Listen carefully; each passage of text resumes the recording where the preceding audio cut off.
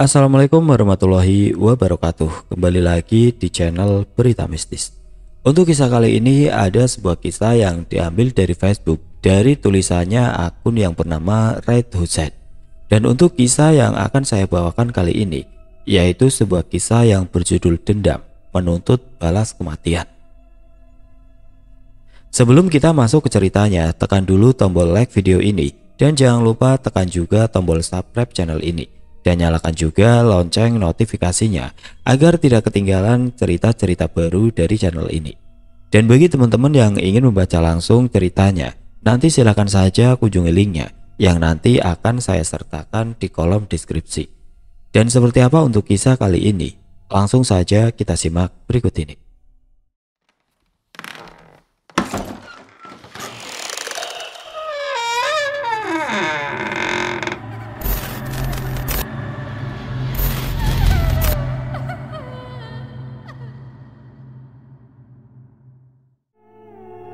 Mengenal sosok dan kepribadian Damar. Menyaksikan ingon Pak Komar yang sedang menyiksa kedua orang tuanya, Damar hanya terdiam. Dirinya tidak bisa berbuat apa-apa. Dari bawah ranjang tubuh Damar terasa menggigil. Terlebih-lebih ketika ingon Pak Komar mendekat ke arah Mas Suryo yang tidak jauh darinya. Tentu membuat Damar semakin ketakutan. Di saat ingon Pak Komar menebas leher orang tuanya, sontak Damar langsung berteriak. "Ah!" Damar pun terbangun. Ternyata ia baru saja bermimpi. "Ah, mimpi itu lagi," ucap Damar setelah bangun dari tidurnya. Kini Damar sudah tumbuh dewasa. Kejadian kelam 20 tahun yang lalu rasanya baru kemarin terjadi dan terus menghantui Damar lewat mimpi. Hal itu mengingatkan Damar akan sosok Pak Komar yang telah membunuh orang tuanya. Kejadian-kejadian yang ia lihat dengan mata kepala sendiri seolah-olah tidak pernah hilang dalam pikirannya. Damar hanya duduk termenung di tempat tidurnya. Ketika sedang melamun, tiba-tiba Bayu datang menghampiri. Bayu sendiri adalah sosok orang tua yang sangat menyayangi Damar. Ia mendidik Damar menjadi orang yang cekatan. Sifat dan sikapnya sudah terlihat dari sosok Damar. "Pagi-pagi sudah melamun. Melamun apaan sih?" ucap Bayu mengagetkan Damar. Mas, bikin kaget saja. Siapa yang melamun?" tanya Damar kepada Bayu. "Itu tadi, kamu lagi melamun kan?" ucap Bayu kemudian balik bertanya kepada Damar. "Sudah, mandi dulu. Tidak baik melamun pagi-pagi. Habis mandi, langsung sarapan," lanjut Bayu. Damar bergegas mengambil handuk dan pergi ke sumur untuk membersihkan badannya. Selesai mandi, Damar langsung menuju dapur dan menunggu Bayu untuk sarapan. Hidangan di atas meja sepertinya sudah Bayu siapkan sebelum Damar terbangun. Tidak lama kemudian Bayu pun datang. "Loh, kok cuma diliatin? Ayo makan," ucap Bayu. Damar hanya tersenyum. Kemudian ia mempersilahkan Bayu duduk untuk makan bersama. Dari dua sosok tersebut terlihat memiliki hubungan yang erat, di mana sosok Bayu yang telah menganggap Damar layaknya anak sendiri. Begitu juga dengan Damar yang membutuhkan kasih sayang dari orang tua seperti Bayu. Selesai makan, Damar segera membereskan piring dan langsung mencucinya. Sementara Bayu, ia langsung pergi ke kebun, karena pekerjaan Bayu sendiri hanyalah berkebun. Kebun yang Bayu miliki lumayan luas, sehingga mencukupi untuk kebutuhannya. Meski begitu, sifat Bayu tidak berubah. Bayu tetap rendah hati dan penyayang. Tampilannya pun sangat sederhana. Sifat-sifat yang Bayu miliki sudah diajarkan kepada Damar sejak Damar masih kecil. Usia Bayu dan Damar hanya berpaut 30 tahun, di mana waktu kejadian yang memilukan, usia Damar waktu itu baru menginjak 7 tahun. Sedangkan Bayu sudah berumur 37 tahun. Cukup jauh jarak usia mereka. Karena usianya yang semakin tua membuat Bayu sangat rendah hati. Tapi sifat rendah hati tidak bergantung dari usia seseorang. Di usianya yang sudah menginjak ke 27 tahun, Damar mulai mengikuti langkah-langkah Bayu. Dari cara berpakaian yang sederhana, gaya bicara yang lemah lembut penuh kesopanan, pemikiran yang jernih dan pekerja keras agar nantinya tidak selalu bergantung kepada orang lain. Selama tinggal bersama Bayu, Damar banyak membantu pekerjaan Bayu. Hal itu ia lakukan agar pekerjaan Bayu menjadi ringan.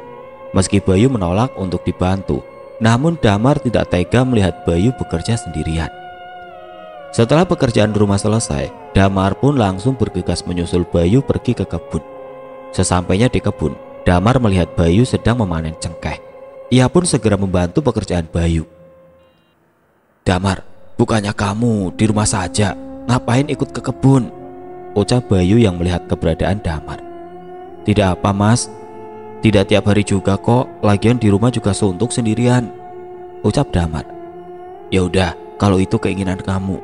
Sekarang bantu mas, tolong ambilkan karung yang mas pegang sudah penuh," ucap Bayu menurunkan sekarung cengkeh yang sudah dipetik. Damar pun menyambut karung yang sudah terisi dan memberikan karung kosong kepada Bayu. Setelah semua karung terisi penuh, kemudian mereka pulang. Sesampainya di rumah, mereka menjemur cengkeh yang sudah dipanen. Terik matahari yang begitu panas membuat cengkeh lebih cepat kering. Dari hasil panen itulah Bayu bisa menghidupi Damar hingga tumbuh dewasa. Masa lalu dan kehidupan Bayu. Bayu Anggara adalah anak dari Aji Pangestu Anggara dan Dewi Setianingsih. Mas Aji dan Bu Ningsih hanya seorang petani biasa. Tanah yang dimilikinya pun tidak cukup luas, hanya cukup untuk kebutuhan keluarga. Suatu ketika Pak Komar mendatangi kampung Mas Aji. Ia hendak membeli tanah milik para warga, termasuk tanah milik Mas Aji. Tujuan Pak Komar membeli semua tanah warga tidak lain karena ambisinya yang ingin menguasai tanah di setiap daerah dan menjadikan dirinya orang paling kaya nomor satu. Jika tidak ada yang mau menjualnya, maka Pak Komar akan mengancam. Ia tidak segan-segan membunuh siapa saja yang membangkang. Warga desa pun terpaksa menjual tanahnya kepada Pak Komar dengan harga yang murah, bahkan terbilang sangat rendah. Tapi tidak dengan Mas Aji. Mas Aji menolak menjual tanahnya kepada Pak Komar. Alasannya tanah yang ia miliki akan diwariskan kepada Bayu jika sudah besar nanti. Karena tidak ada harta benda yang Mas Aji miliki selain tanah tersebut. Mendengar penolakan dari Mas Aji membuat Pak Komar geram. Bahkan Pak Komar mengancam akan membunuh Mas Aji dan istrinya. Suatu malam, Pak Komar masuk ke ruangan pribadinya. Ia hendak melayangkan teluhnya. 2 boneka sudah ia pilih dan 2 nama sudah ia masukkan ke tubuh boneka tersebut. Tanpa lama-lama, Pak Komar langsung melayangkan teluhnya. Seketika itu juga, Mas Aji dan Bu Ningsih tewas secara mengenaskan. Melihat kematian orang tuanya secara langsung, Bayu hanya terdiam mematung. Kemudian ia menangis histeris. Ia tidak menyangka bahwa kematian orang tuanya secepat ini. Ramai orang-orang berdatangan mengerubungi rumah Bayu. Banyak yang berbisik bahwa kematian orang tua Bayu akibat teluh dari orang lain. Bayu yang kala itu masih kecil, dirinya tidak mengerti bisikan tetangganya. Yang jelas, melihat kematian orang tuanya secara tidak wajar, Bayu menyimpan dendam dan berjanji akan mencari sosok di balik kematian orang tuanya. Semenjak kepergian orang tuanya, Bayu mulai berkelana. Ia tidak tahu kemana kakinya harus melangkah. Bahkan untuk tidur saja, dirinya harus menumpang di teras rumah orang yang tidak dikenal. Dari desa ke desa sudah ia singgahi.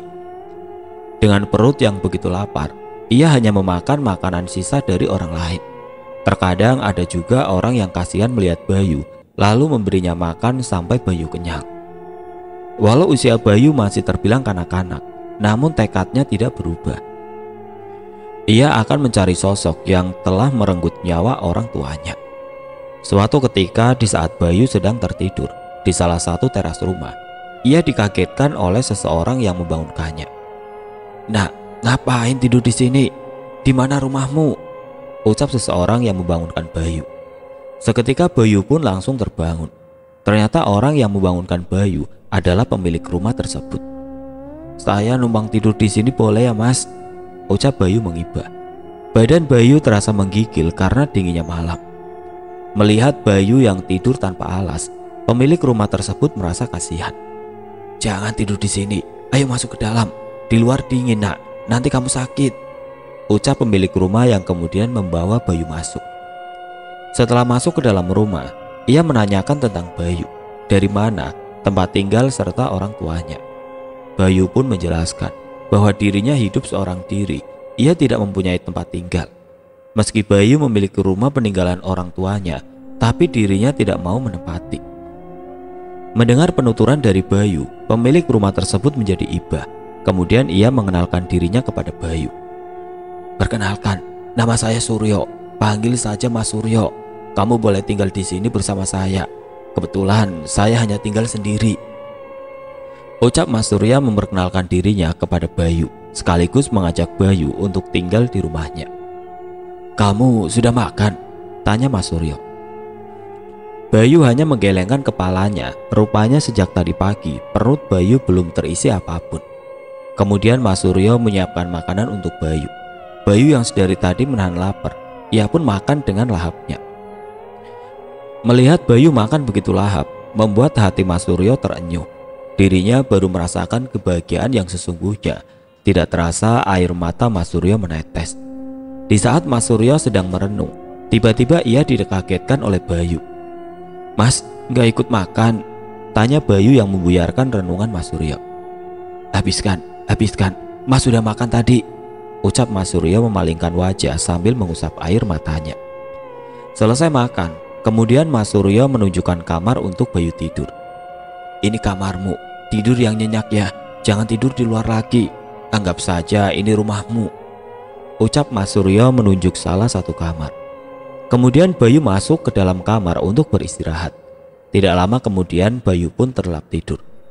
Keesokan paginya, Bayu bangun terlebih dulu dari Mas Suryo. Kemudian Bayu pun bergegas untuk mandi, sekaligus mengerjakan pekerjaan rumah sebelum Mas Suryo bangun. Bayu memang orang yang disiplin. Dirinya tidak ingin membebankan orang lain. Sifatnya itu sudah ia tanamkan sejak dirinya masih kecil, selama tinggal bersama orang tuanya. Selesai membersihkan rumah, Bayu kemudian duduk di teras untuk menghirup udara segar. Tidak berapa lama Mas Suryo terbangun, kaget ketika Mas Suryo melihat keadaan rumahnya sudah bersih. Mas Suryo kemudian memeriksa kamar Bayu. Namun Bayu sudah tidak ada di kamar. Dilihatnya Bayu sedang duduk di teras. Hal itu membuat Mas Suryo semakin kagum akan sosok Bayu. Setelah tumbuh dewasa, Bayu menceritakan kepada Mas Suryo bahwa dirinya akan mencari pelaku yang sudah membunuh orang tuanya. Mendengar apa yang sudah diucapkan Bayu, Mas Suryo mengerti. Kemudian ia memberi saran kepada Bayu. "Tidak baik menyimpan dendam. Kamu ikhlaskan kematian orang tuamu. Nanti juga pelaku yang telah membunuh orang tuamu akan menemui ajalnya sendiri kok," ucap Mas Suryo. Bayu hanya mengangguk. Namun mau bagaimanapun juga, Bayu akan tetap mencari sosok pembunuh tersebut. 15 tahun sudah Bayu tinggal bersama Mas Suryo. Kini saatnya untuk Bayu pergi mengembara. Bayu meminta izin kepada Mas Suryo. Tentu Mas Suryo mengizinkan, karena melihat Bayu yang sudah dewasa dan perlu pengalaman luas. "Hati-hati ya nak, jika terjadi apa-apa datanglah ke sini. Mas siap membantu," ucap Mas Suryo. Kemudian Bayu pun pergi meninggalkan Mas Suryo. Setelah kematian Pak Jamal, kini sudah tidak ada lagi orang yang dianggap musuh oleh Pak Komar. Tentu Pak Komar merasa puas karena dirinya sudah menguasai tanah milik Pak Jamal. Pak Komar menata hidupnya kembali mulai dari awal, yang mana ia harus mencari abdi atau budak yang akan membantunya. Pak Komar mulai menyusuri setiap daerah. Bahkan banyak juga yang berdatangan ke rumah Pak Komar hanya untuk mengabdikan dirinya. Tidak mudah menjadi abdi Pak Komar, karena ada satu syarat yang harus dilakukan, yaitu memakan jantung manusia mentah-mentah. Selain itu, sebagai abdi ada tugas berat yang harus dikerjakan, yaitu mencari ari-ari bayi dan mencari kuburan orang yang baru meninggal. Di saat Pak Komar menyelusuri desa, ia pun singgah di salah satu desa terpencil, di mana di desa tersebut ditempati oleh Bayu dan Damar. Melihat kedatangan Pak Komar, warga desa mulai berhamburan keluar rumah, mengharap pemberian dari Pak Komar. Siapa yang tidak mengenal Pak Komar? Di setiap desa namanya selalu terpampang. Bayu dan Damar yang mengetahui kedatangan Pak Komar, mereka pun ikut keluar bersama warga lainnya. Dari kejauhan, Bayu melihat Pak Komar turun dari mobil dengan gagahnya. Meski umur Pak Komar sudah tua atau bisa dibilang kakek-kakek, tapi badan dia tegap gagah seolah-olah tidak pernah menua.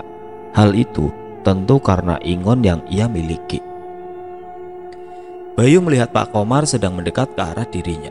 Benar saja, setelah bersapa dengan warga, Pak Komar menghampiri Bayu dan Damar. "Siapa dua lelaki ini? Sepertinya saya baru lihat," tanya Pak Komar yang tidak mengenali wajah Bayu dan Damar. Padahal mereka berdua adalah saksi bisu kekejaman Pak Komar. Tidak lama kemudian Bayu pun mengenalkan diri. "Perkenalkan, nama saya Bayu Anggara, Tuhan. Kebetulan saya baru menempati desa ini, Tuhan," ucap Bayu memperkenalkan dirinya. "Oh, Bayu, namamu tidak terlalu jelek dan tidak terlalu bagus juga," ucap Pak Komar menyombongkan dirinya. Mendengar ucapan Pak Komar, sebenarnya Damar ingin sekali menghajar mulut Pak Komar. Ketika Damar sudah mengepalkan tangannya dan siap menghajar, namun ditahan oleh Bayu. "Bayu, kamu tahu siapa saya?" tanya Pak Komar. "Tidak, Tuhan," jawab Bayu singkat. "Saya maklumi, karena kamu orang baru di desa ini. Saya Komar, pemilik tanah di seluruh pelosok desa," ucap Pak Komar. Kemudian Pak Komar menatap ke arah Damar. Melihat wajah Damar mengingatkan Pak Komar akan sosok Pak Jamal. Karena wajah Damar hampir mirip dengan Pak Jamal. "Ini anakmu?" tanya Pak Komar. "Iya, Tuhan," jawab Bayu singkat. "Kok mirip?" Belum selesai bicara, tiba-tiba, "Siapa, Tuhan?" tanya Bayu memotong ucapan Pak Komar. "Oh, tidak, lupakanlah," jawab Pak Komar. Setelah bercakap-cakap dengan Bayu, kemudian Pak Komar keliling desa untuk melihat tanah miliknya. Selepas itu, ia pun kembali menghampiri warga. "Siapa yang bersedia menjadi abdi dalam di rumah saya?" tanya Pak Komar kepada warga. Namun warga tidak ada yang menjawab. Tiba-tiba Bayu menghampiri Pak Komar. "Saya siap menjadi abdi, Tuhan, asal bayarannya setimpal," ucap Bayu di hadapan Pak Komar. Mendengar ucapan Bayu, Damar seolah-olah tidak percaya. Apa maksud dan tujuan Bayu menjadi abdi Pak Komar? "Mas, apa saya tidak salah dengar? Apa maksud perkataan Mas tadi?" tanya Damar berbisik di telinga Bayu. Namun Bayu tidak menjawab pertanyaan Damar. Dengan sikap Bayu yang tidak mengenakan, membuat Damar marah. Bayu seolah-olah sudah terhasut dengan ucapan Pak Komar. Namun Damar tidak memperlihatkan kemarahannya terhadap Bayu. "Apa kamu sudah siap dengan resiko yang akan dihadapi?" tanya Pak Komar kepada Bayu. "Saya sudah mempertimbangkan sebelumnya, Tuhan," jawab Bayu. "Bagus, sekarang kemasi barang-barang dan ikut saya." Pak Komar mengajak Bayu pergi ke rumahnya. Bayu pun masuk ke dalam rumah mengemasi pakaiannya. Damar yang melihat tingkah Bayu, ia pun jadi bingung. Kenapa Bayu bisa terhasut ucapan Pak Komar? "Mas, bukankah Mas sudah tahu kejahatan Pak Komar?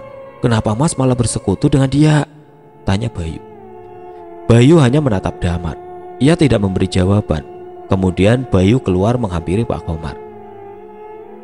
"Baiklah, Mas, kalau itu sudah menjadi keputusanmu," ucap Damar pasrah. Damar hanya termenung.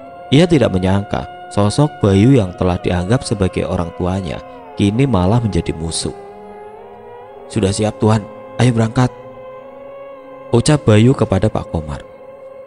Setelah masuk ke dalam mobil, Bayu pun pergi meninggalkan Damar. Damar hanya terdiam mematung melihat laju mobil yang berjalan meninggalkan dirinya. Dalam perjalanan, Bayu dan Pak Komar mulai berbincang-bincang. Rupanya Pak Komar memang membutuhkan sosok Bayu. Jadi tidak salah dia memilih Bayu sebagai abdinya. "Sepertinya anakmu tadi tidak mengizinkanmu ikut bersama saya. Saya lihat dari wajahnya seperti ada penolakan," ucap Pak Komar memulai pembicaraan. "Biarkan saja, Tuhan. Tadi sempat menahan saya untuk pergi," ucap Bayu. "Jangan panggil saya Tuhan, panggil saja Pak Komar," ucap Pak Komar. "Untuk menjadi abdi ada beberapa syarat yang harus kamu lakukan, dan itu tidak boleh ditolak," lanjut Pak Komar. Sebenarnya Bayu sudah mengetahui syarat-syarat dan pekerjaan sebagai abdi. Hanya saja Bayu pura-pura tidak mengetahuinya. "Apa saja itu Tuan?" Maaf, maksud saya Pak," tanya Bayu. "Nanti setelah sampai rumah saya jelaskan semuanya," ucap Pak Komar. Bayu hanya diam dan tidak ada lagi percakapan di antara mereka. Tiba-tiba mobil Pak Komar menabrak sesuatu. "Goblok, bawa mobil yang benar," bentak Pak Komar kepada sopirnya. "Maaf Pak, tadi sekilas ada yang lewat," ucap sopir. Setelah diperiksa namun tidak ada apa-apa, sopir pun masuk kembali ke dalam mobilnya dan melanjutkan perjalanan. Tidak lama kemudian mereka sampai di kediamannya Pak Komar. Bayu hanya menggelengkan kepala ketika ia melihat rumah Pak Komar. "Bayu, disinilah nanti kamu tinggal," ucap Pak Komar. Bayu hanya mengangguk, kemudian masuk ke rumah mengikuti Pak Komar. Pak Komar menunjukkan beberapa ruangan, sekaligus memberitahu Bayu mengenai ruangan yang tidak boleh dia masuki selain Pak Komar sendiri. Di dalam ruangan juga terdapat gazebo yang tidak boleh dimasuki oleh siapapun. Setelah menunjukkan semua ruangan, Pak Komar mengantar Bayu untuk menuju kamarnya. "Di sini kamarmu, istirahatlah, besok kamu sudah mulai bekerja," ucap Pak Komar. Bayu hanya mengangguk. Kemudian ia masuk ke dalam kamar dan menata pakaiannya. Malamnya sekitar pukul 00.15, Pak Komar pergi sendirian, tanpa pengawalan siapapun. Bayu yang melihat Pak Komar keluar rumah, ia pun penasaran. Tidak biasanya Pak Komar keluar rumah hanya seorang diri. Hendak pergi kemana dia? Dan apa yang akan ia lakukan malam-malam begini? Batin Bayu bertanya-tanya. Namun Bayu tidak berani menghampiri. Ia hanya mengintip dari dalam rumah. Meski rumah Pak Komar megah, namun jika sudah larut malam, akan terlihat mengerikan. Ruangan-ruangan dengan pencahayaan yang redup menambah kengerian tersendiri bagi setiap orang yang memasukinya. Bayu sendiri tidak bisa menutup ketakutannya ketika berada di dalam rumah Pak Komar. Ketika Bayu hendak kembali ke kamarnya, tiba-tiba Bayu melihat sosok yang lewat menuju ke ruang pribadi Pak Komar. Penasaran, Bayu pun berniat untuk mendekati. Dengan langkah yang mengendap-endap agar tidak mengeluarkan bunyi, tiba-tiba Bayu dikagetkan dengan suara seseorang. "Mau kemana Mas?" terdengar dari arah belakang Bayu. Kemudian Bayu pun menoleh. Ternyata dia adalah karyawan Pak Komar yang jaga di luar rumah. Bikin kaget aja, batin Bayu dengan detak jantung yang tidak karuan. Enggak kemana-mana Mas," ucap Bayu gugup. "Jangan sekali-kali mendekati ruangan itu Mas, bahaya," ucap penjaga tersebut sambil menunjuk salah satu ruangan. "Ada apa dengan ruangan itu Mas?" tanya Bayu penasaran. Kemudian penjaga tersebut menjelaskan kepada Bayu bahwa ruangan itu adalah tempat pemujaan Pak Komar setiap malam Jumat. Abdi Pak Komar membawakan ari-ari untuk dimakan oleh Pak Komar sendiri. Bukan hanya itu saja, bahkan Pak Komar menyetubuhi mayat laki-laki atau perempuan di dalam ruangannya. "Jangan-jangan malam ini Pak Komar pergi untuk..." Belum sempat Bayu meneruskan pembicaraannya, namun penjaga tersebut memotongnya. "Betul Mas, Pak Komar pergi untuk mencari mayat yang baru meninggal," ucap penjaga tersebut. Tiba-tiba dari arah luar terdengar suara mobil. Mereka pun langsung membubarkan diri. "Pak Komar sudah datang, tidak baik kita kumpul begini," ucap penjaga tersebut yang langsung pergi ke dapur untuk membuat kopi. Begitu juga dengan Bayu, ia pun langsung masuk ke kamarnya. Di dalam kamar, Bayu masih membayangkan ucapan penjaga Pak Komar, karena ini menyangkut pekerjaan dia nantinya. Terdengar pintu rumah dibuka. Bayu kemudian mengintip dari celah pintu. Samar-samar terlihat Pak Komar sedang membawa peti. Tiba-tiba Pak Komar menatap ke arah Bayu yang sedang mengintip. Tentu Bayu sendiri kaget. Jangan-jangan Pak Komar mengetahui dirinya. Bayu langsung bergegas kembali ke ranjang. Semalaman Bayu tidak bisa tidur. Pikirannya terus melayang. Keesokan paginya Bayu dikagetkan oleh suara Pak Komar yang berteriak memanggil. Sontak saja Bayu langsung terbangun. Ia pun langsung keluar menghampiri Pak Komar. "Bapak manggil saya?" tanya Bayu. "Ya, "Hari ini kamu ikut saya," ucap Pak Komar. "Kemana Pak?" tanya Bayu. "Udah, ikut saja," jawab Pak Komar. Kemudian Bayu bersiap-siap mengganti pakaian. Bahkan ia lupa untuk mandi. Setelah berganti pakaian, Bayu menghampiri Pak Komar kembali. Pak Komar mengeluarkan mobilnya dan Pak Komar sendiri yang akan menyetir karena Bayu tidak bisa mengendarai mobil. Setelah siap, mereka pun berangkat. Selama dalam perjalanan, tidak ada percakapan di antara mereka. Bayu hanya melihat-lihat sekeliling. Mobil yang dikendarai Pak Komar mulai melewati bukit dan hutan-hutan belantara yang mana tidak ada rumah satupun. Bayu sendiri merasa heran, kenapa Pak Komar mengajaknya ke sini. Namun Bayu tidak berani bertanya apapun. Ia hanya mengikuti kemana Pak Komar pergi. Di tengah perjalanan Pak Komar berhenti. Ia pun turun dari mobilnya. Tidak lama kemudian, ada salah satu mobil yang datang entah dari mana. Pak Komar pun menghampiri mobil tersebut. Bayu hanya melihat dari dalam mobil, tidak mengerti apa yang akan dilakukan Pak Komar. Ternyata Pak Komar menghampiri mobil tersebut hanya untuk memberi uang. Aneh, ada hubungan apa antara mereka berdua? Batin Bayu bertanya-tanya. Kenapa bertransaksi di tengah hutan begini? Lanjut Bayu. Bayu semakin penasaran. Tiba-tiba pandangan Bayu teralihkan kepada sopir yang membuka bagasi. Lalu sopir tersebut mengeluarkan peti berukuran kecil dari dalam bagasinya.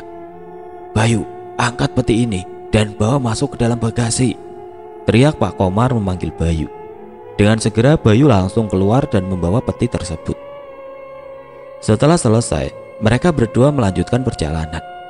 Di suatu tempat, di tanah lapang di tengah hutan belantara, Pak Komar menghentikan mobilnya kembali.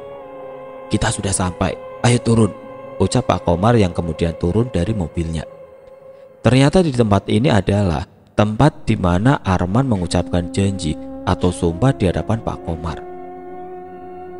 Artinya, Bayu juga akan mengikat janji untuk menjadi abdi bagi Pak Komar. Bayu pun kemudian turun mengikuti Pak Komar. Pak Komar membuka bagasi dan mengeluarkan peti yang dibawanya tadi. Lalu Pak Komar membuka petinya. Ternyata di dalam peti tersebut terdapat seorang anak kecil yang sudah disekap dengan mata dan mulut tertutup serta tangan kakinya terikat. "Ambil golok," perintah Pak Komar kepada Bayu. Bayu yang tidak mengerti, ia pun menuruti perintah Pak Komar, meski dalam hatinya bertanya-tanya. Kemudian Pak Komar menghunuskan goloknya tepat di batang leher anak kecil tersebut. Ketika ia mengangkat golok dan hendak menebas lehernya, tiba-tiba, "Hentikan!" teriak Bayu yang menghentikan aksi Pak Komar. Pak Komar menoleh ke arah Bayu, tatapannya tajam. Wajahnya merah, sepertinya ia tidak suka atas perlakuan Bayu tadi. "Apa maksudmu?" tanya Pak Komar dengan nada yang begitu marah. "Apa yang akan Bapak lakukan terhadap anak kecil ini?" Bayu pun balik bertanya. "Bukan urusanmu, jangan coba-coba menghalangi," ucap Pak Komar. Kemudian Pak Komar mengangkat goloknya kembali. Ketika golok mendekati leher anak kecil tersebut, tiba-tiba Bayu menghentikannya kembali. Tentu dengan perlakuan Bayu yang kedua kali membuat Pak Komar sangat marah. "Maumu apa Bayu? Sudah saya bilang, jangan coba-coba menghalangi saya. Kalau dirimu tidak ingin bernasib sama seperti anak kecil ini," ucap Pak Komar sekaligus mengancam. Bayu kemudian terdiam. Ia masih berpikir untuk mencari alasan bagaimana menyelamatkan anak tersebut, sekaligus agar dirinya tidak terjebak dalam perjanjian. "Hentikan Pak, saya baru 1 hari ikut bersama Bapak dan saya belum terbiasa dengan sikap Bapak. Belum apa-apa, Bapak sudah mau membunuh anak kecil aja," ucap Bayu. Tentu ucapan Bayu ini sangat beresiko baginya. "Sekarang maumu apa? Apa mau menggantikan anak kecil tersebut?" tanya Pak Komar. "Tidak Pak, maksud saya begini. Bapak lihat wajah anak kecil ini, sepertinya masih bisa dimanfaatkan," jawab Bayu.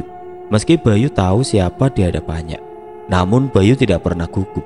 Hal itu ia lakukan untuk meyakinkan lawan bicaranya. Pak Komar mulai mencerna ucapan Bayu. Meski ia sangat marah, namun masih bisa menahan amarahnya. "Lalu, apa manfaat dari anak kecil ini?" tanya Pak Komar. "Dia bisa membantu pekerjaan Bapak," jawab Bayu. Pak Komar akhirnya mengerti apa yang diucapkan Bayu. Meski terlihat kesal, Pak Komar membatalkan aksinya dan membawa anak kecil tersebut ke rumahnya. Selama dalam perjalanan, Pak Komar hanya terdiam. Hatinya masih kesal terhadap perlakuan Bayu. Tapi tidak dengan Bayu. Bayu terlihat santai. Dirinya berhasil mengelabui Pak Komar dan menyelamatkan nyawa anak kecil tersebut. Sesampainya di rumah, Bayu langsung mengajak anak kecil tersebut masuk ke dalam kamarnya. "Siapa namamu, Nak?" tanya Bayu. "Doni," jawab Doni sambil menghela nafas. "Doni, mulai sekarang kamu akan jadi bagian dari keluarga Pak Komar. Saya harap kamu jangan membantah perintah Pak Komar," ucap Bayu. "Kamu boleh tidur bersamaku di kamar ini," lanjut Bayu. Kemudian mereka berdua pun beristirahat. Sementara Pak Komar, ia masih jengkel terhadap Bayu. Pak Komar mulai menaruh curiga kepada Bayu. Seperti biasa, setiap tengah malam Pak Komar keluar rumah. Kesempatan bagi Bayu untuk memeriksa ruangan pribadi Pak Komar. Setelah dipastikan Pak Komar pergi, Bayu segera masuk ke dalam ruangan. Ketika membuka pintu, Bayu dikagetkan oleh tiupan angin yang berhembus di wajahnya. Bayu kemudian memeriksa barang milik Pak Komar. Banyak sekali tulang belulang. Bau amis yang menyengat membuat Bayu tidak tahan ingin muntah. Tiba-tiba pandangan Bayu teralihkan pada kotak hitam yang sudah usang. Bayu pun mendekati dan membuka kotak tersebut. Di dalamnya terdapat 2 boneka yang sudah rusak. Di balik boneka, Bayu melihat robekan kertas. Kemudian Bayu membaca isi tulisan tersebut. Di dalamnya tertulis Aji Pangestu Anggara dan Dewi Setianingsih. "Bangsat," ucap Bayu memegang kertas tersebut. Rupanya orang yang selama ini dicari adalah Pak Komar, tuan atau majikan Bayu sendiri. Terdengar suara langkah kaki menuju ke arahnya. Bayu segera menutup kotak tersebut. Ia takut diketahui orang lain jika berlama-lama berada di dalam ruangan Pak Komar. Bayu pun buru-buru keluar. Ketika membuka pintu, ia dikagetkan oleh sosok Doni yang sudah berdiri di depan pintu. "Ah, bikin kaget saja. Kamu ngapain di sini?" bisik Bayu. "Takut," ucap Doni menatap Bayu. "Ayo masuk. Kalau kita ketahuan berada di sini, bisa dimarahin." Kemudian Bayu membawa Doni masuk ke kamarnya. Di dalam kamar, Bayu mendengar pintu luar terbuka. Dari langkah kakinya, Bayu sudah bisa menebak bahwa itu Pak Komar. Tapi Bayu penasaran apa yang Pak Komar bawa kali ini. Kemudian Bayu mengintip di celah pintu, namun tidak ditemukan siapapun. "Aneh, padahal tadi ada yang membuka pintu," batin Bayu. Mata Bayu terus melirik di setiap sudut rumah. Tiba-tiba pandangan Bayu tertuju kepada benda yang menggelinding. Terlihat samar-samar benda tersebut seperti kepala. Namun setelah diperhatikan, benda itu mendekat ke arah Bayu dan benar saja itu adalah kepala. Tiba-tiba kepala tersebut menatap ke arah Bayu. Dengan senyum menyeringai, pandangan yang mengerikan itu membuat Bayu berangsur mundur. Bayu langsung lompat ke atas ranjang. "Ada apa, Mas? Kok kelihatannya ketakutan sekali?" tanya Doni. "Tidak ada apa-apa. Ya sudah, ayo tidur, sudah malam," jawab Bayu singkat. Mereka berdua menikmati malam penuh kesunyian. Ruangan-ruangan yang terlihat menyeramkan membuat Bayu tidak betah berlama-lama tinggal di rumah Pak Komar. Mata Bayu masih terjaga, pikirannya masih mengingat boneka yang ia temukan di dalam ruangan Pak Komar. Bayu melihat ke arah Doni. Rupanya Doni sudah tertidur pulas. Hanya Bayu sendiri yang masih terjaga. Bayu pun memaksa memejamkan matanya agar bisa tidur. Tidak lama kemudian, Bayu pun benar-benar sudah tertidur lelap. Rumah Mbah Purnomo. Damar yang ditugaskan oleh Bayu untuk mencari keberadaan Mbah Purnomo, ia pun segera bergegas menuju ke kediaman Mbah Purnomo. Alamat yang ditunjukkan oleh Mas Bayu sepertinya sudah jelas dan menunjuk ke rumah ini, batin Damar. Damar pun langsung mengetuk pintu. Tidak berapa lama, seorang yang sudah sepuh keluar membuka pintu. "Cari siapa, Nak?" tanya Mbah Purnomo. "Apa benar ini rumah Mbah Purnomo?" tanya Damar sambil menunjukkan alamat. "Iya, dengan saya sendiri," ucap Mbah Purnomo. Kemudian Damar pun dipersilakan masuk. Lalu Mbah Purnomo langsung mempertanyakan tujuan Damar menemui dirinya. Damar yang hanya diperintah oleh Bayu, kemudian ia menunjukkan surat kepada Mbah Purnomo. Kaget ketika Mbah Purnomo membaca surat dari Damar. Di situ tertulis nama Komar. "Ada hubungan apa kamu sama dia?" tanya Mbah Purnomo. Damar masih terdiam. Dia belum menjawab pertanyaan Mbah Purnomo. Rupanya Mbah Purnomo mengerti maksud kedatangan Damar. "Nah, orang yang hatinya sudah dirasuki oleh iblis akan susah untuk dikalahkan. Biarkan saja dia menjemput kematiannya sendiri," ucap Mbah Purnomo. "Tapi Mbah..." Belum selesai Damar bicara. "Jangan bodoh nak, dengarkan baik-baik. Ini bukan permainan. Ini menyangkut nyawamu. Sayangi nyawamu sendiri. Jangan egois hanya karena dendam," ucap Mbah Purnomo yang memotong pembicaraan Damar. "Resiko apapun akan saya terima Mbah, walaupun nyawa saya sendiri. Saya harap Mbah mengerti," ucap Damar. "Baiklah, jika kamu memang memaksa," ucap Mbah Purnomo pasrah. Kemudian Mbah Purnomo memberikan 5 boneka yang terbuat dari jerami. Mbah Purnomo berpesan kepada Damar untuk menanam kelima boneka tersebut di rumah Pak Komar. "Bawa dan tanam boneka ini di rumahnya Komar. Hati-hati, jangan sampai ada yang mencurigai. Saya akan memantaunya dari sini," ucap Mbah Purnomo. Setelah menerima boneka, Damar pun pamit pulang, dan ia akan segera menemui Bayu di suatu tempat yang sudah dijanjikan. Tidak terasa Bayu sudah 1 bulan menempati rumah Pak Komar. Rasanya ia sudah terbiasa dengan hal-hal aneh yang ada di rumah Pak Komar. Pagi-pagi sekali Pak Komar mengajak Bayu pergi, namun Bayu beralaskan sakit. Bayu menyuruh Doni untuk ikut bersama Pak Komar, sementara dirinya akan berjaga di rumah. Dengan tingkah Bayu yang semakin hari semakin aneh, membuat kecurigaan Pak Komar bertambah. Pak Komar terpaksa mengajak Doni, walaupun Doni masih kecil, tapi bisa membantu Pak Komar melakukan pekerjaannya. Setelah Pak Komar pergi, Bayu kemudian menghampiri penjaga di depan. "Jika Pak Komar pulang dan menanyakan saya, bilang saja saya sedang berobat," ucap Bayu kepada penjaga tersebut. Penjaga itu hanya mengangguk, walaupun ia tahu Bayu berbohong. "Hati-hati Mas," ucap penjaga tersebut. Rupanya Bayu hendak menemui Damar. Dengan terburu-buru Bayu pun pergi. Ia khawatir Damar menunggunya lebih lama. Lumayan jauh perjalanan yang Bayu tempuh. Dengan melewati jalan setapak, memperlambat langkah kaki Bayu. Tidak lama kemudian Bayu pun sampai di tempat yang sudah ditentukan. Dari kejauhan, Bayu melihat seseorang yang tengah duduk di gubuk. Ternyata itu adalah Damar yang sedang menunggu dirinya. Bayu segera menghampiri dan mempercepat langkah kakinya. "Maaf, sudah buatmu menunggu," ucap Bayu dengan nafas terengah-engah. Kemudian Bayu menanyakan boneka pemberian dari Mbah Purnomo.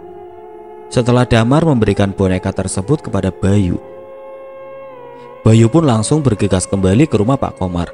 Ia tidak ingin Pak Komar lebih dulu datang dan menanyakan keberadaannya. Sore hari, Bayu baru sampai di rumah Pak Komar. Ia melihat sepertinya Pak Komar belum pulang. Kemungkinan akan pulang tengah malam. Setelah melihat sekeliling, rupanya tidak ada seorang pun. Bayu tidak menyia-nyiakan kesempatan yang ada. Segera saja Bayu langsung menanam boneka yang terbuat dari jerami. 4 boneka ia tanam di luar rumah dan 1 boneka ia tanam di dalam rumah, di ruang pribadi Pak Komar, yang mana nantinya 2 kekuatan akan bertumpu pada 1 titik. Dengan susah payah, Bayu membongkar keramik agar tidak pecah. Lalu ia menggali lubang seukuran tangannya dan menanam boneka tersebut. Kemudian ditutup kembali dengan keramik. Setelah selesai, Bayu pun langsung keluar dari ruangan Pak Komar. Lagi-lagi Bayu dikagetkan oleh seseorang yang sudah berdiri di depan pintu. Ternyata dia adalah penjaga rumah Pak Komar. "Sedang apa Mas?" tanya penjaga tersebut. Enggak Mas, hanya memeriksa saja," jawab Bayu sedikit gugup. "Sudah saya katakan, jangan sekali-kali mendekati ruang pribadi Pak Komar. Mas malah memasukinya. Untung saja Pak Komar belum pulang," ucap penjaga tersebut menakut-nakuti Bayu. "Iya Mas, lain kali saya tidak mengulanginya," ucap Bayu yang kemudian pergi dari hadapan penjaga tersebut.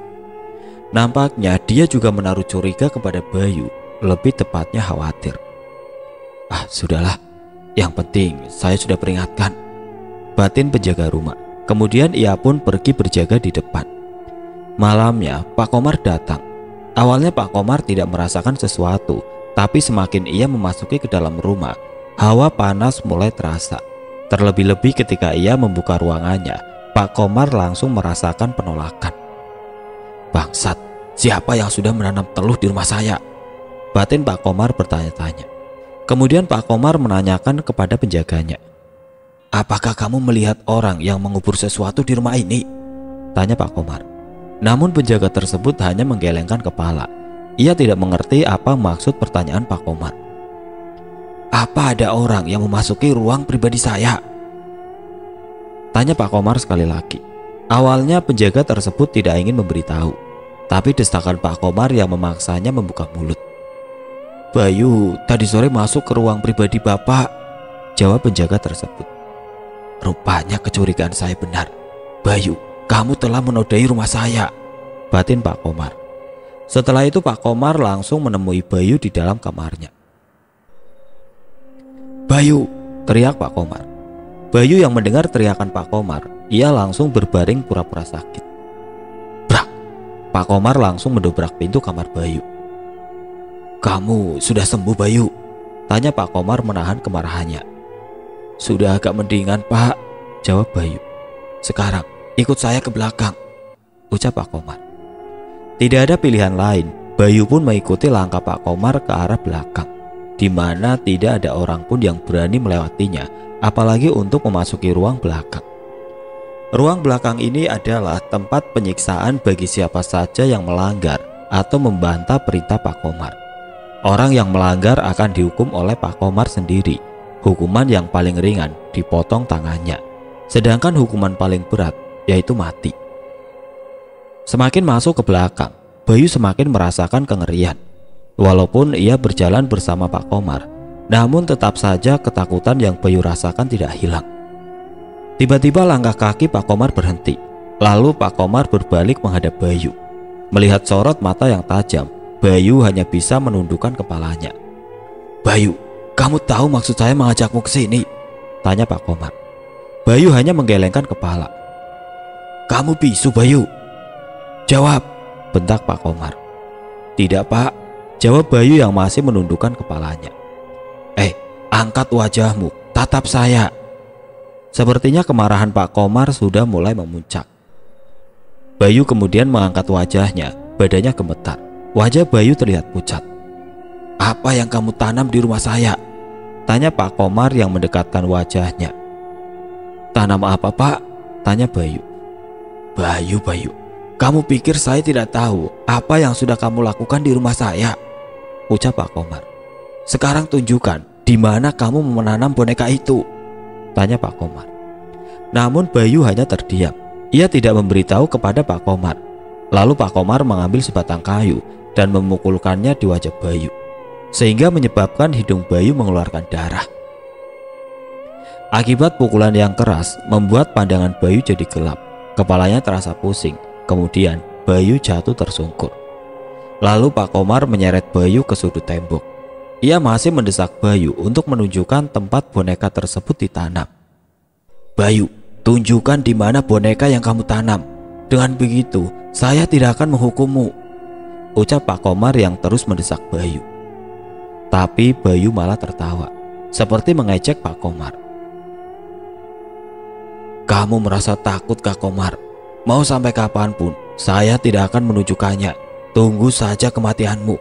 Kemanapun kamu pergi, kamu tidak akan selamat, ucap Bayu sambil tertawa terkekeh-kekeh dengan hidung yang masih mengeluarkan darah. Mendengar ucapan Bayu membuat Pak Komar semakin marah. Lalu Pak Komar membenturkan kepala Bayu ke tembok.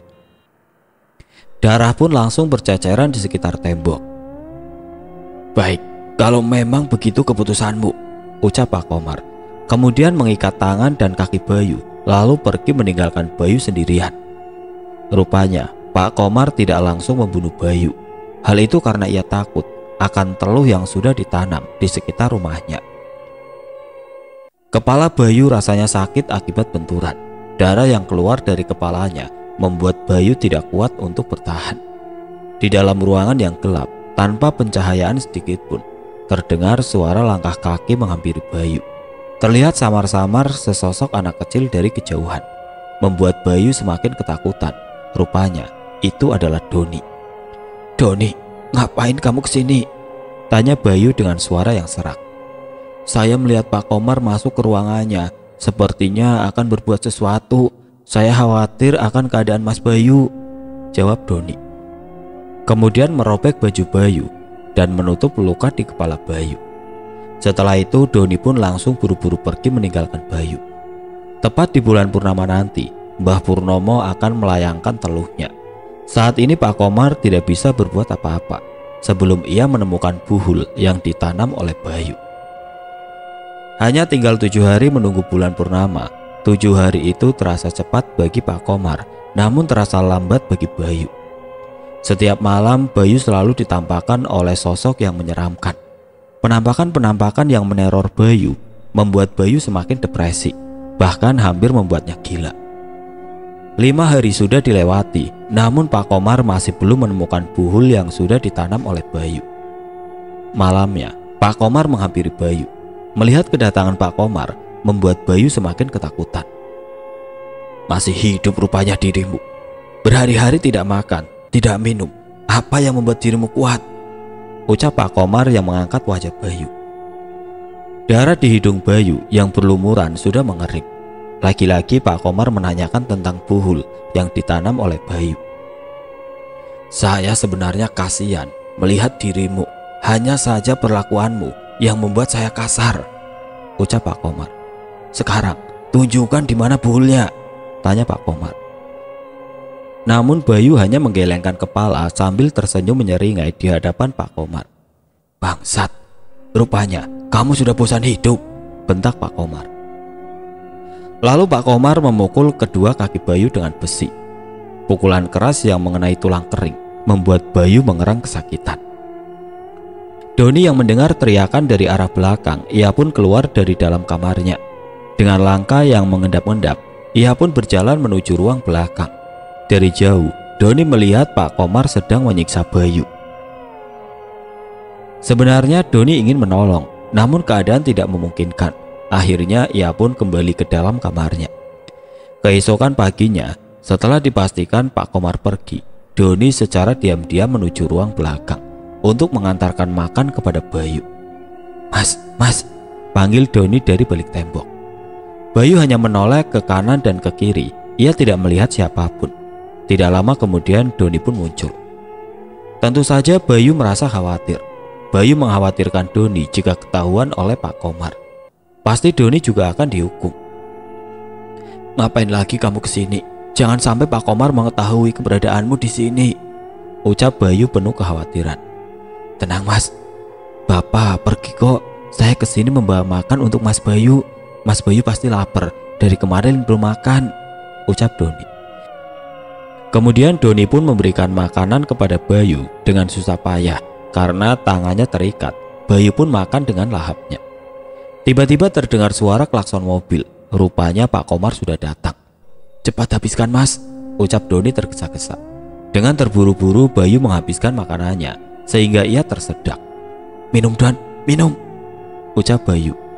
Namun sayang sekali, Doni hanya membawa makanan tapi tidak membawa air minum. "Aduh maaf Mas, saya lupa bawa air minum," ucap Doni. Bayu hanya menghela nafas sambil menahan sakit akibat tersedak makanan. Sementara Doni, ia langsung pergi meninggalkan Bayu karena takut diketahui oleh Pak Komar. Rupanya Pak Komar pergi mencari bantuan untuk mengembalikan teluh yang sudah ditanam di rumahnya. Namun orang yang diminta bantuan tidak menyanggupinya. Malamnya Pak Komar masih berada di ruang pribadinya.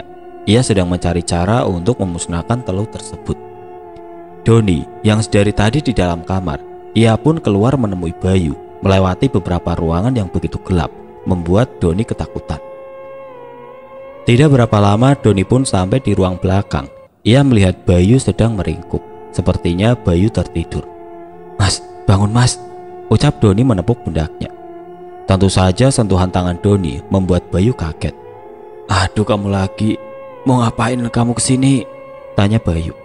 "Saya mau menolong Mas," ucap Doni penuh keyakinan. "Benar kamu mau menolong saya?" tanya Bayu.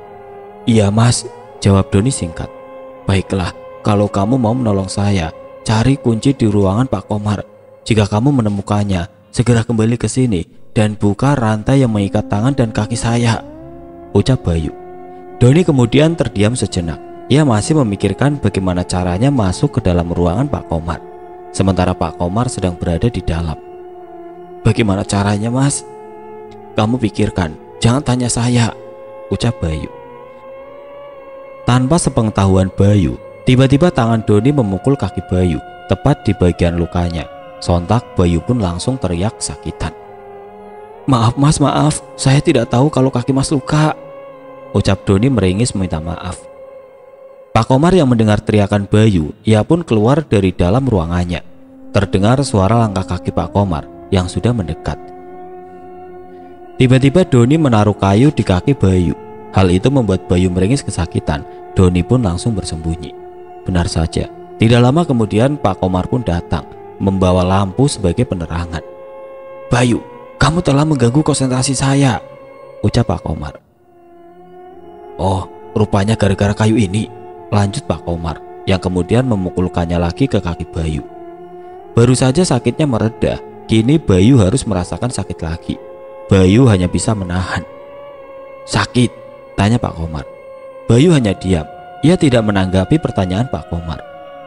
Doni yang dari tadi sembunyi, ia pun segera keluar dan pergi menuju ruangan Pak Komar. Tanpa lama-lama, Doni langsung memeriksa barang-barang Pak Komar. "Nah, ini yang saya cari," batin Doni. Setelah menemukan kunci, Doni langsung keluar. Buru-buru ia melangkahkan kakinya. Tiba-tiba kakinya tersandung sesuatu, lalu Doni pun terjatuh. Kunci yang ia pegang pun terpental entah kemana. Tangan Doni meraba-raba mencari kunci tersebut, namun karena ruangan yang gelap, hanya ada pencahayaan yang begitu redup, membuat Doni kesusahan. "Kamu cari ini," ucap seseorang yang memperlihatkan kunci di hadapan Doni. Kemudian Doni mengangkat wajahnya. Ternyata di hadapannya adalah Pak Komar. "Bapak," ucap Doni gugup. "Bagus, bocah ingusan sepertimu sudah berani lancang," ucap Pak Komar yang menatap wajah Doni. "Sangat disesalkan, waktu itu saya tidak langsung membunuhmu," lanjut Pak Komar. Doni hanya terdiam. Ia tidak berani menatap wajah Pak Komar. Maaf Pak, saya tidak bermaksud." Belum selesai Doni berbicara. "Diam, saya tidak butuh penjelasanmu," bentak Pak Komar memotong pembicaraan Doni. Kemudian Pak Komar membawa Doni ke ruang belakang, namun berjauhan dengan Bayu. Kaki Doni diikat, lalu digantung dengan kaki di atas dan wajah di bawah menyentuh tanah. Lalu Pak Komar mengambil rotan. Dia pun langsung memukul punggung Doni berkali-kali. Doni hanya bisa mengerang kesakitan. Bagian punggungnya terasa perih. Pak Komar terus memukulkan rotannya di punggung Doni. Meski punggung Doni sudah berdarah, namun Pak Komar tiada rasa kasihan terhadap Doni. Setelah merasa puas, Pak Komar pergi meninggalkan Doni. Malam bulan purnama. Hati Pak Komar mulai gelisah. Sudah hari ke-7, bahkan sudah hampir mendekati bulan purnama. Namun Pak Komar belum juga menemukan buhul yang ditanam oleh Bayu. Pikirannya kacau, seolah-olah kematian sudah memberontak dalam dirinya. Hari sudah menjelang sore. Mbah Purnomo mulai merapalkan mantra. Ia akan melayangkan teluhnya tepat jam 00 malam purnama. Yang paling berat bagi Mbah Purnomo, ketika ia akan mengikat ingon Pak Komar, Mbah Purnomo merasakan perlawanan hebat. Dengan tubuh yang sudah tidak lagi muda, tentu Mbah Purnomo merasa kesakitan. Berkali-kali ia muntah darah, bahkan hampir membuat dirinya pingsan. Mbah Purnomo tetap menyeimbangkan dirinya agar tidak jatuh tersungkur. Damar yang sudah lama menunggu bulan purnama, ia pun langsung bergegas menuju rumah Pak Komar. Beberapa perbekalan ia bawa, yang mana nantinya akan berguna melawan Pak Komar. Dalam perjalanan, Damar terus membayangkan wajah Pak Komar. Rasanya sudah tidak sabar ingin menghajar wajah Pak Komar. Tepat jam 6 sore, Damar pun sampai di rumah Pak Komar. Ia melihat sekeliling untuk memastikan tidak ada yang mengetahui dirinya. Terlihat dari luar rumah Pak Komar ada seorang penjaga. Damar pun langsung menghampiri. "Mas, segera tinggalkan rumah ini," ucap Damar kepada penjaga tersebut. "Mas siapa?" tanya si penjaga. "Mas tidak perlu tahu siapa saya. Yang jelas sebelum jam 00 malam Mas harus segera meninggalkan rumah ini sejauh mungkin," ucap Damar memperingatkan. "Maksud Mas apa menyuruh saya meninggalkan rumah ini?" tanya penjaga tersebut. "Ini untuk keselamatan Mas sendiri," jawab Damar yang kemudian meninggalkan penjaga rumah tersebut. Kemudian Damar mengelilingi rumah Pak Komar untuk mencari jalan keluar. Namun sepertinya rumah Pak Komar dikelilingi tembok. Hanya ada satu pintu besi di bagian belakang. Itu pun hanya bisa dilewati satu orang. Damar menghampiri pintu tersebut. Rupanya pintu itu digembok oleh Pak Komar. Lalu Damar mencari benda keras untuk melepaskan gembok tersebut. Setelah gembok terlepas, kemudian Damar masuk ke dalam rumah Pak Komar. Damar pun merasakan hal yang sama. Ketika menginjakan kaki di dalam rumah Pak Komar, terasa sangat menyeramkan. Kemudian Damar mencari keberadaan Bayu. Pencahayaan yang redup membuat Damar harus meraba-raba untuk mencari jalan. Ketika Damar melewati ruang tengah, ia mendengar seseorang yang sedang merapalkan mantra. Tentu saja orang itu adalah Pak Komar. Tapi Damar tidak memperdulikan hal itu. Yang jelas dia harus menemukan Bayu terlebih dahulu. Sampailah Damar di ruang belakang. Ia melihat ada seseorang bersandar di tembok. Rupanya itu adalah Bayu yang sedang tertidur. Kemudian Damar langsung menghampiri Bayu dan membangunkannya. "Mas, bangun, saya Damar," ucap Damar. "Apa yang sebenarnya terjadi, Mas?" tanya Damar.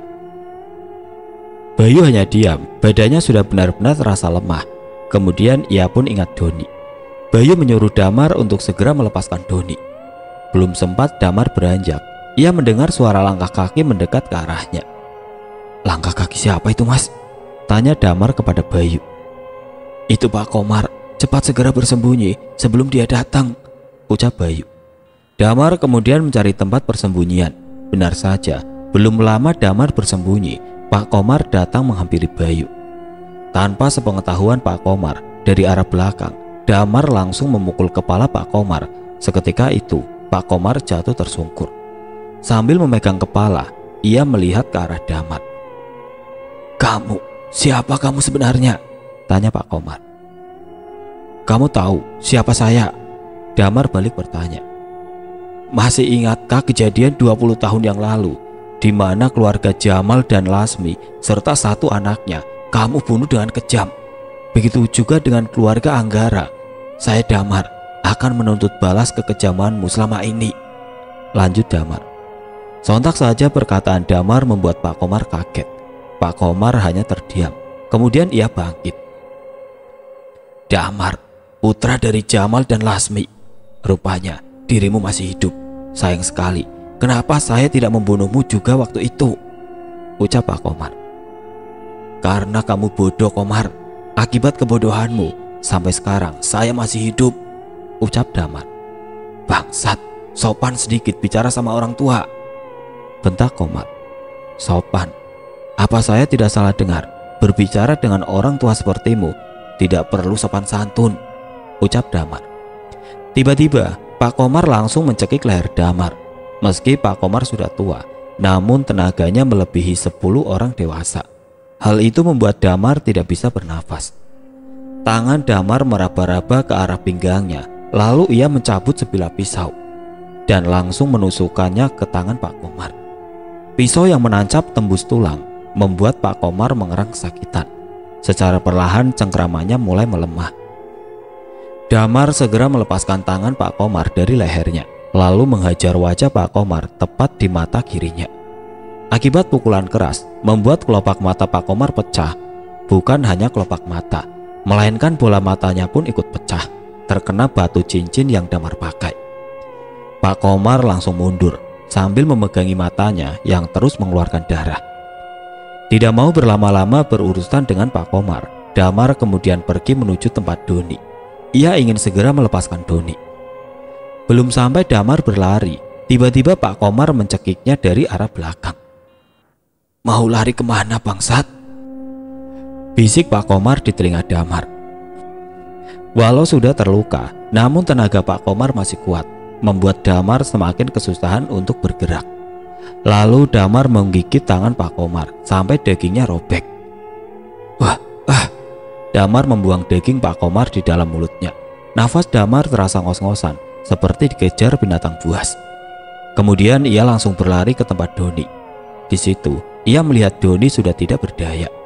Luka di punggung Doni akibat pukulan rotan semakin membusuk. Untungnya hanya diikat menggunakan tambang, sehingga mempermudah bagi Damar untuk melepaskannya. Setelah ikatan lepas, dengan berhati-hati Damar menurunkan Doni, lalu membawanya ke tempat Bayu.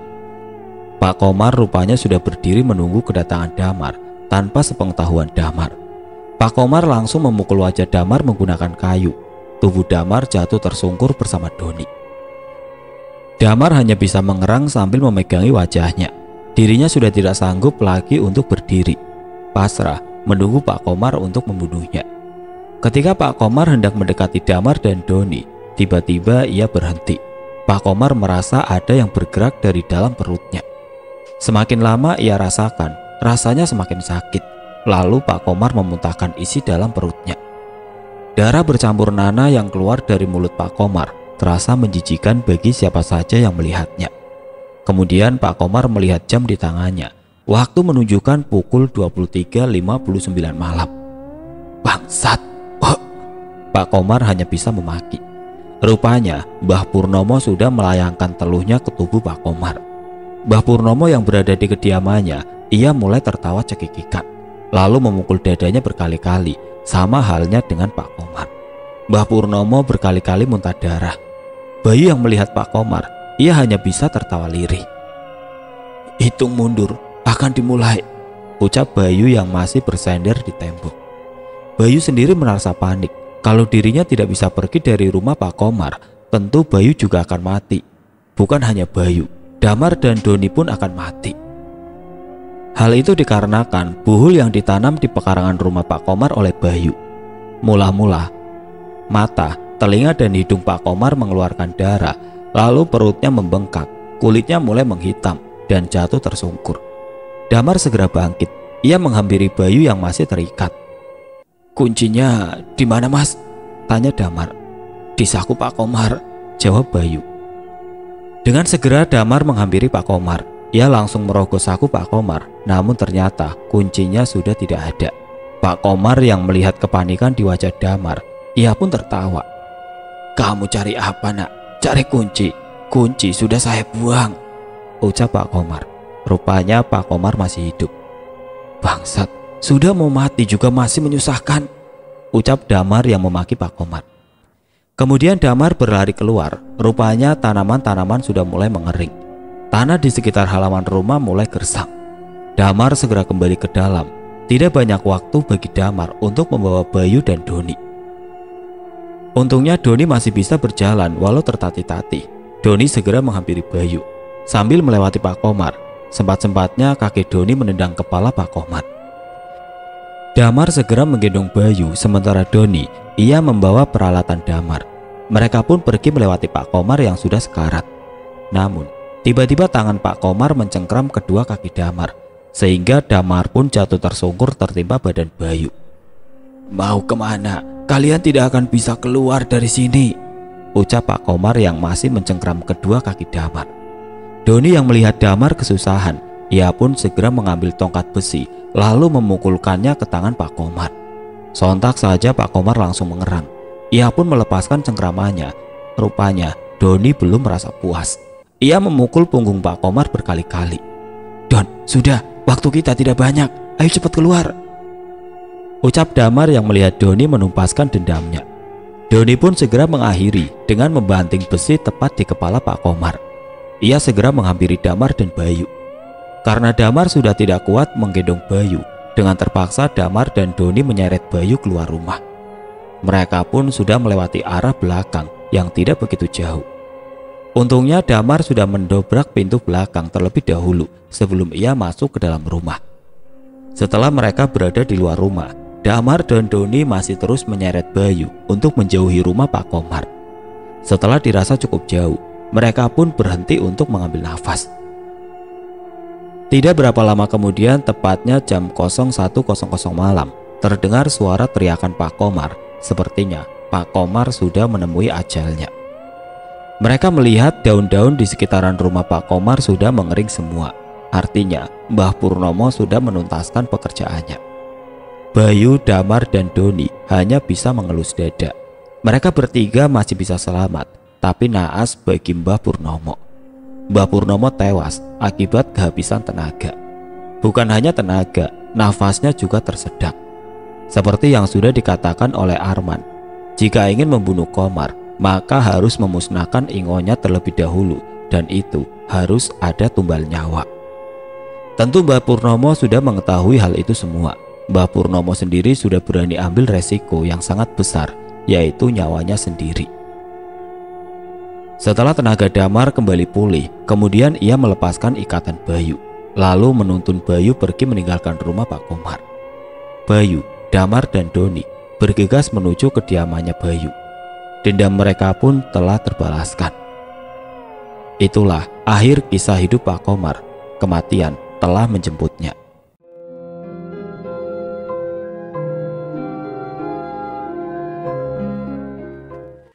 Oke teman-teman, sekian untuk cerita kali ini. Bagaimana menurut kalian tentang kisah ini? Tulis komentar kalian di kolom komentar. Dan bagi teman-teman yang baru bergabung, jangan lupa untuk like, komen, share, serta subscribe channel ini. Dan nantikan kisah-kisah horor berikutnya tetap di channel Berita Mistis. Wassalamualaikum warahmatullahi wabarakatuh.